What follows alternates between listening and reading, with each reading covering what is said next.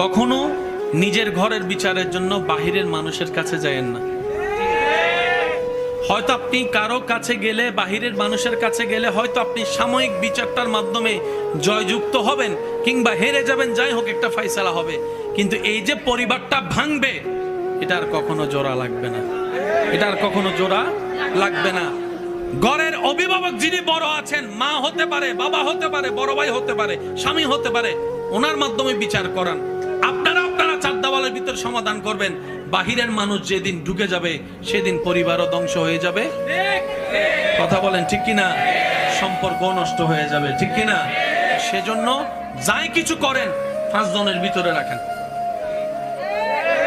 আর 2 ভাই 3 ভাই যদি মিল বেশি না হয়, এক রুমের মধ্যে বেঁধে দিবেন, মারামারি কর আর যা কর, মিললাই বাইর হইস। তোরা মারামারি কর, কাটাকাটি কর, তোদের ব্যক্তিগত ব্যাপার, কিন্তু দরজা থেকে যখন বাইর হবি, ভাই বোন একসাথে আসবি। এবার বলেন, না মিলা কোনো উপায় আছে?